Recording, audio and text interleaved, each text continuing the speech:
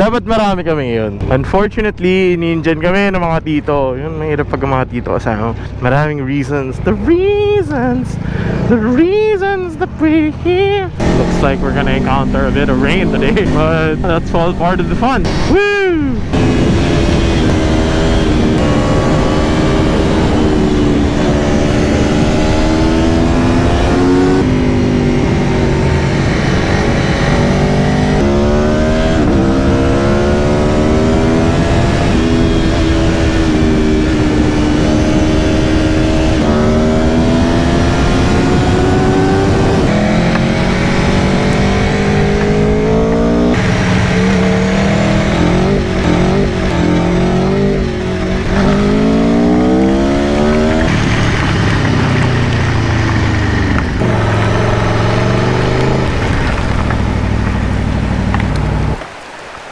Wow, what an amazing ride, and what an amazing bike, man.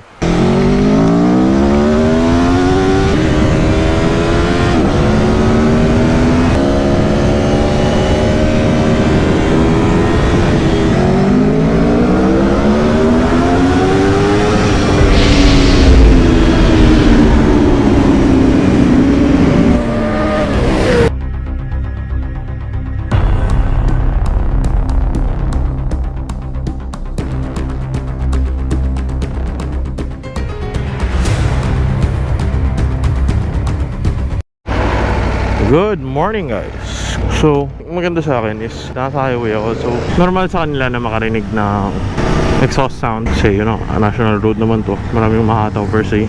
So, ang ride natin today is Kaybiang with sina Yais. So, kikitain natin si Yais sa may MOA area, sa isang Petron doon, sa may Makapagal. Yan. So, patay makina gaming muna tayo kasi sayang nga naman ang gasolina. Ang habol natin today is fuel efficiency. So, pag mga ganitong mga matatagal na stop, tigil ka na, sayang yung gas eh. So we're kinda up to temp na.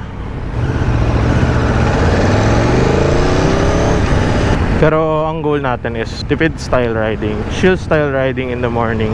So mga 3K lang, 3K RPM. So I'll catch back with you guys later.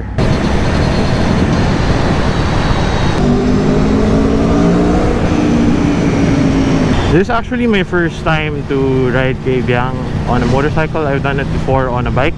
So sa bike kasi tawag namin sa mga ruta na ganyan is climb. Ngayon dahil nakamotor tayo, tawag sa kanya ay twisties. Pagka mabilis ka and may motor. So let's talk about the quick shifter a little bit. So the first experience I had with the quick shifter, the first tap of the quick shifter, I felt, well, I would say it wasn't that sorted.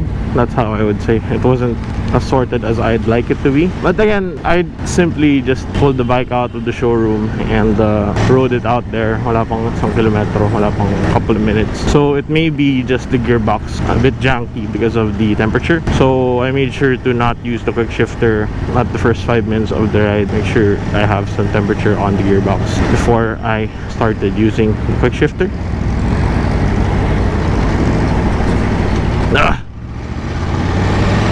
Tagtag boy, stiff. So ingat-ingat tayo dito mga lods dahil we have a mixture of things that are very slippery. That's the sand and also these metal strips. The last thing you want to do is slide in EDSA and get run over. So one thing that I don't like about the Aprilia is this big chunk of control. It's very hard to reach, like my thumb. I really have to loosen the grip. I have to loosen the grip on my left hand so I can reach the button. Which in other bikes, especially when reaching for the horn, you can maintain a good 4-finger grip and still be able to depress the horn. Yeah, so ganyan. I'm clutched in, I can't reach the horn. That's a difficulty, no? Especially in an emergency situation where you'd like to have your horn. It's like Aprilia's telling you, don't use the horn, pare. Use the V4. Sing the sound of your people. So, at the moment, it's 97 degrees. And I can tell you, it's getting pretty toasty.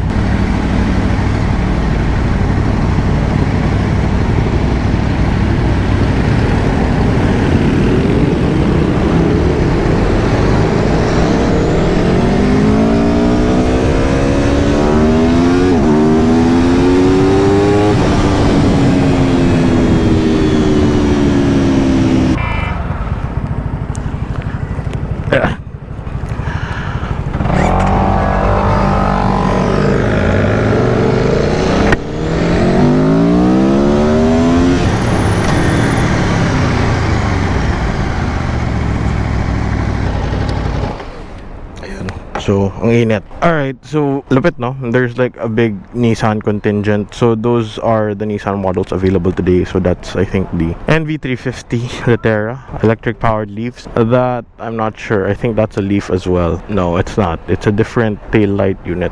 Maybe the X-Trail. Not entirely sure. But, yeah, 2 Leafs. They even have a GDR. So, quite the lineup for oh, they also have this the Univara.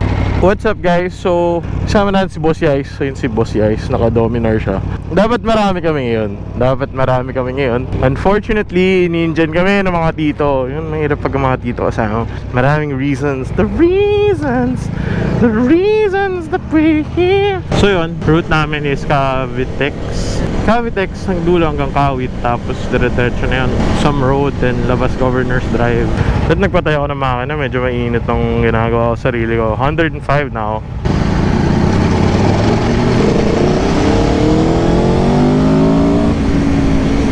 Ooh, it's a bit slick. It's a bit wet here in the Cavite. Looks like we're gonna encounter a bit of rain today, but that's all part of the fun. Woo!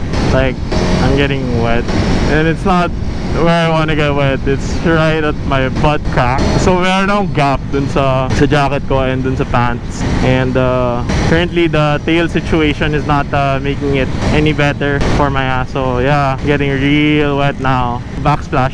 And also itong mist coming from the wheel wells ng mga kotse. And this is not like okay water. Like, this is something that you don't want to have in your mouth. Hopefully it doesn't get any worse. I'm definitely gonna need a wash tomorrow. That's for sure.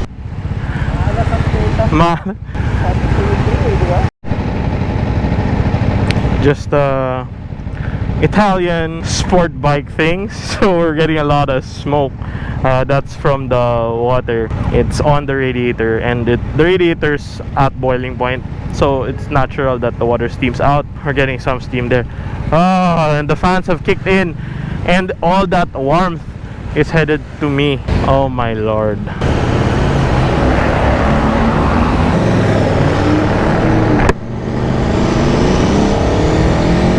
What a weird feeling to ride this way. It's not raining, but the roads are really wet. Look, there's a rainbow. I hope you guys can see it, but that's a huge rainbow. So hopefully wala masyadong traffic, no? So I've only passed by this road in a car once. I was to get the Royal Enfield Classic 500 from Kawit. I would say this is very scenic. It's very short nga lang, I mean, compared to the north and stuff. So just like that, we're at the end of the road. It's Kawit.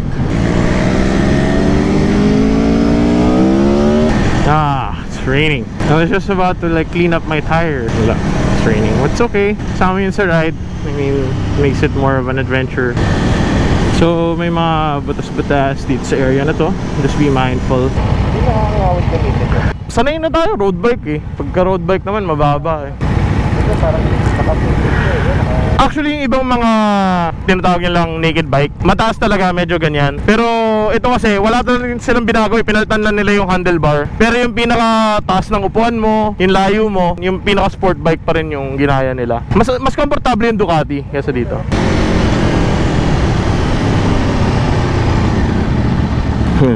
Medyo kinabahan tayo doon para tayong pinipigil. So at the moment I think we're at Gentry. So the raindrops are getting very big.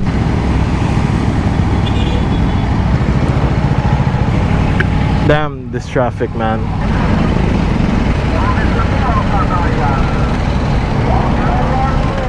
I'm gonna just turn off the engine. So that's working smart, no?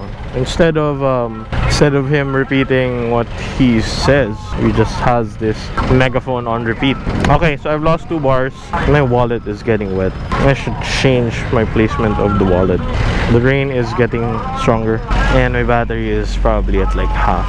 Wow, this is really bad traffic. I really wish we left earlier. So yeah, we are definitely in General Trias because that's Robinson's place, General Trias. The ice is over there. Ayun guys, so traffic update. Layo ng traffic. Andiyan lang siya sa harap ng kotse. We started with a clean bike, like legit showroom fresh. Now it's all kinds of muddy all over the swing arm, the exhaust, of course this area. Not too bad, not too bad. But yeah, the rear. And I bet my ass looks terrible because you know all of that shit. What's happening? So bad. Alright, so we finally started moving. Yeah, it's again, it's right in front of us. I think it's this intersection ng malala. Dire-diretso. Ito na yung pinaka-bottleneck. Mainit. Mainit. Pinapatay ko. Kanina pinatay ko. Noong na-traffic, pinatay ko. Oo, relax yan kasi nasa harap lahat na exhaust. Ako may exhaust ako dito sa may panan ko eh. Doon pala yung nagahan pa lahat yung ride natin. Yeah, so not so fun in this area, no? What's up guys? So we're back. Kasama na nga pala natin si Ice Biker Dude. Check him out on YouTube. So kasama ko siya mag-bike lagi. Ngayon nahilig kami sa motor. Punta kami ng Kaybiang. Malapit na kami sa Kaybiang. Ito na yung twisties. Kaya binalik ko na yung camera ko. Binalik ko na yung audio setup ko. Medyo inulan kami. Kitang kita mo naman. Medyo basang-basa kami. Naka-camera din si Boss Ice kanina. Eh tinawad na siyang ibalik. So ako na lang. So hopefully maganda yung audio. Mukha na maganda yung panahon doon.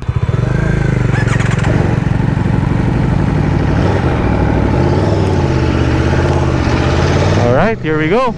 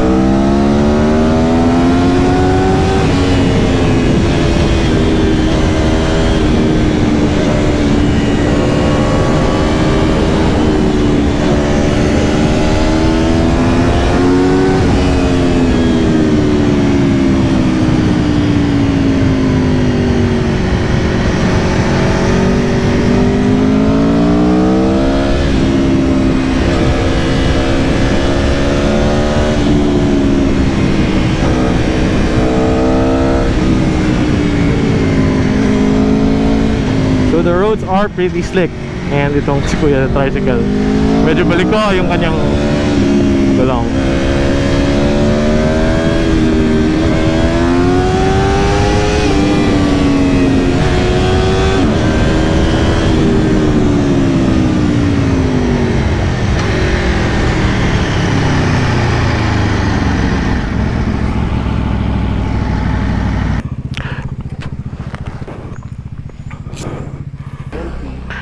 Nielpi.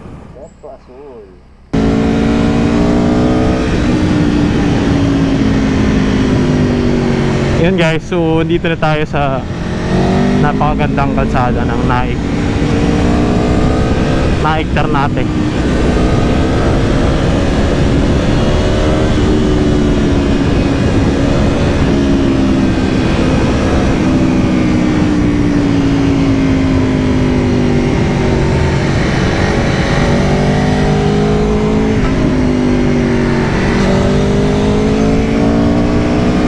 Yan guys, so dito na tayo sa napakagandang kalsada ng Naik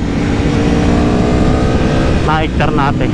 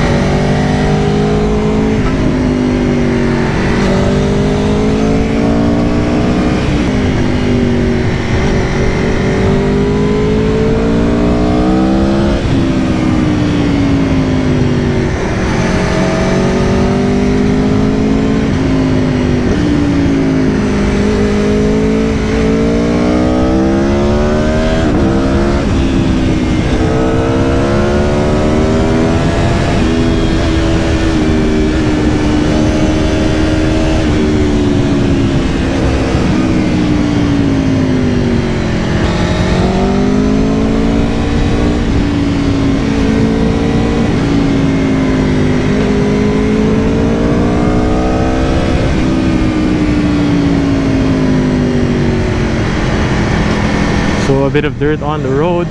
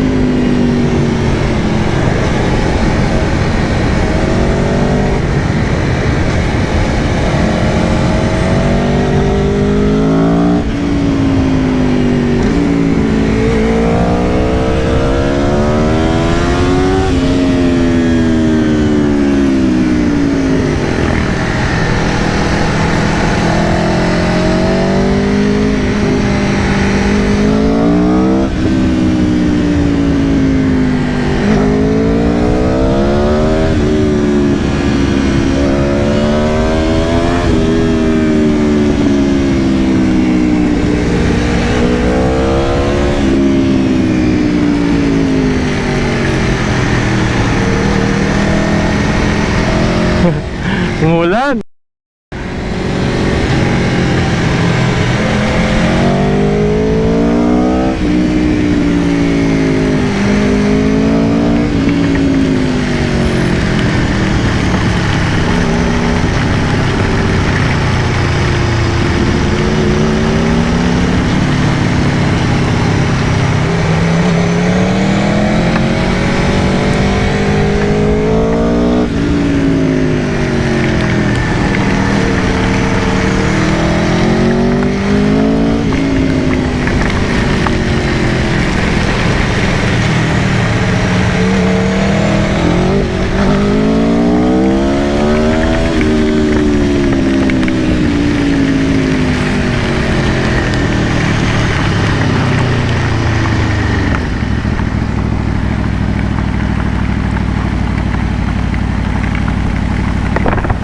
Beautiful.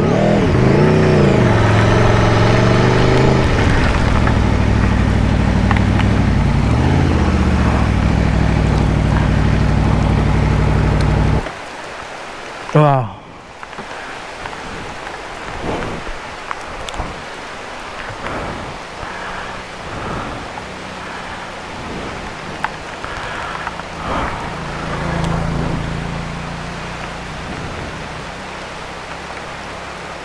Wow, what an amazing ride. And what an amazing bike, man.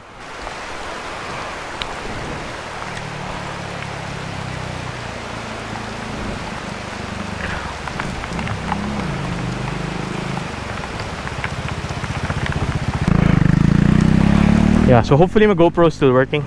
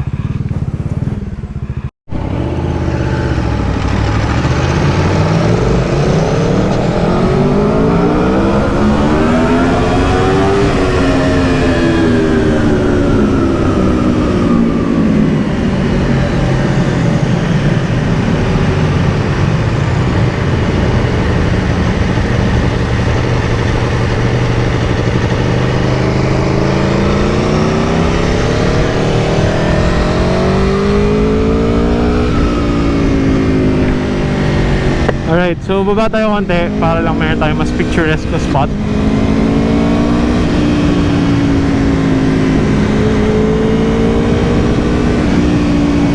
Enjoy na rin natin yung kalsada dito.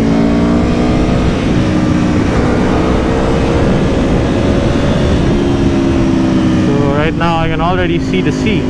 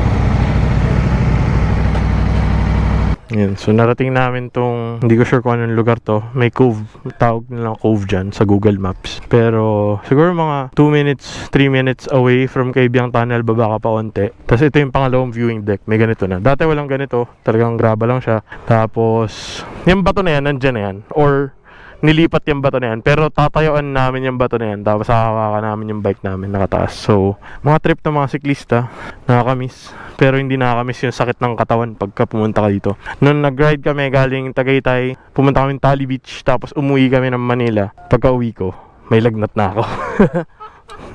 Sama nun. So ang fuel consumption nitong Aprilia at the moment, nakakalahating tangke na ako.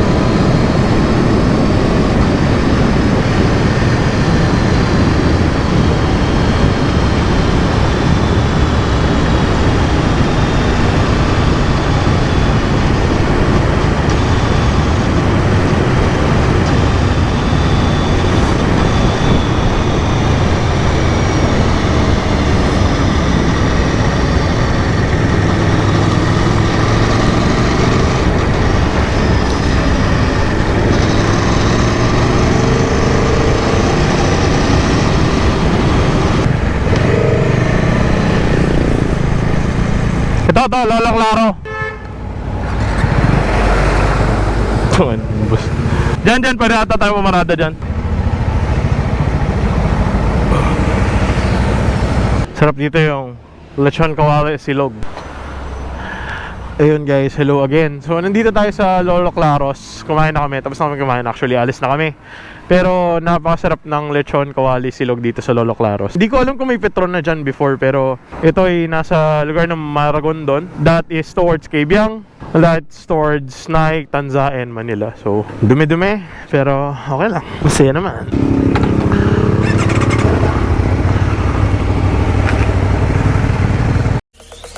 Zombie apocalypse.